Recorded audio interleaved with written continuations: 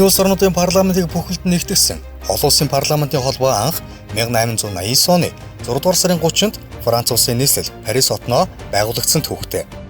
Улс орнуудын парламентын гишүүд хооронд харилцаа холбоо тогтоож, хамтын ажиллагааг хөгжүүлэхэд нь дэмжлэг үзүүлэх, олон улсын эрх ашиг хүндсэн асуудлаар зөвлөмж тогтоол гаргах, парламентуудыг илүү хүчрэхэг, чадамжтай, гендерийн тэгш байдлыг хангасан, хүний эрхийг хамгаалсан болгоход хувь нэмрээ оруулах үндсэн зорилготой.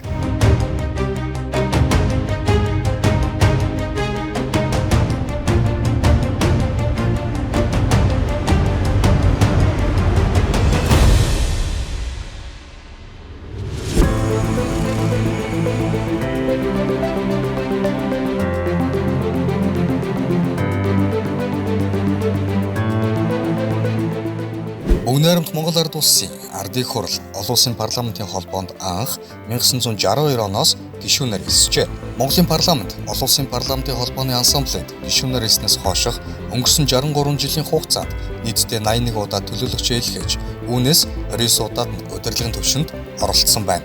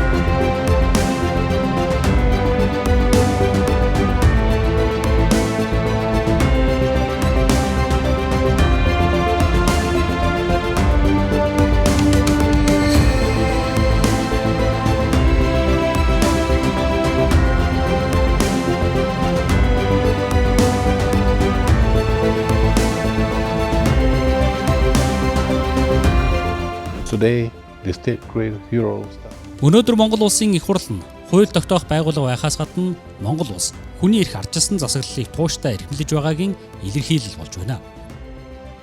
2022 онд харилцан ойлголцлын санамж бичиг байгуулж 2024 онд шинчилсэн бидний хамтын ажиллагаа парламентыг хүний эрх, гендерийн тэгш байдлыг ханган хамгаалагч болгон бэхжүүлэх нийтлэг зарчим хамтын зорилгод үндэслэн хэрэгжиж байгаа билээ.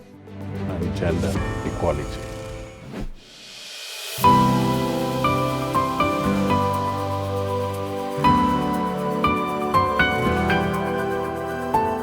Тогтолцооны өөрчлөлтийн үр дүнд байгуулагдсан 5 нам эвслийн төлөөлөл бүхий 126 гишүүнтэй парламентод хамгийн олон буюу 32 эмэгтэй гишүүн сонгогдсноор нийт гишүүдийн 25.4%-ийг эмэгтэйчүүд эзэлж, энэ нь Аз твдэд тэргүүлэх үзүүлэлтүүдийн нэг болсон юм.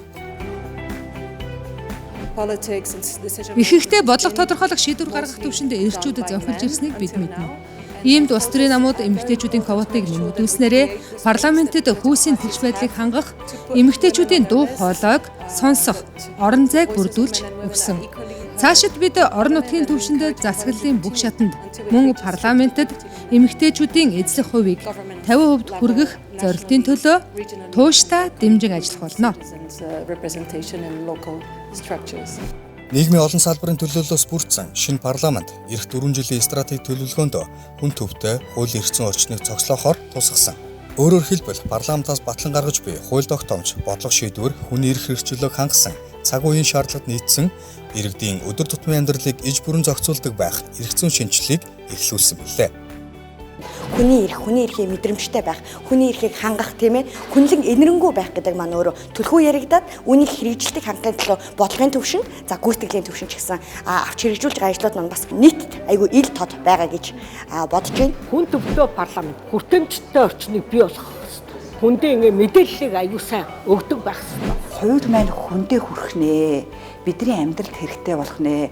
Тэр хуулийг одоо ашиглахад нь одоо амьдралаа сайжруулахад нь зөв шийдвэр гаргахад нь бол туслах юм хуулиудад гарч эхэлж байна. Аливаа шинээр баригдаж байгаа хуулийн гол үзүүлэлт нь юу байх вэ гэхээр хүний эрхэд яаж нөлөөлж байна гэдэг тэр үнэлгээг заавал хийж орж ирдэг болж штэ. Энэ үнэлгээд гардаг болж сая их хурлд өргөн барих шалгуураад авдаг болж штэ тий. Хүний эрхээ дээдлий, ил шиг өвшөө сайжрах гэсэн хүсэл эрмэлзэл нийгмийн хувьд ч гэсэн улс төрийн манлайлалын хувьд ч гэсэн маш тод том руу харагддаг. За ерөнхий том зургаар нь аваад үзэх юм бол Монгол улс бол хүний эрх, за гендерийн эрхтгч байдлыг хангах асуудал дээр нэлээд сайн үнэлгээтэй улсын тоонд ордог.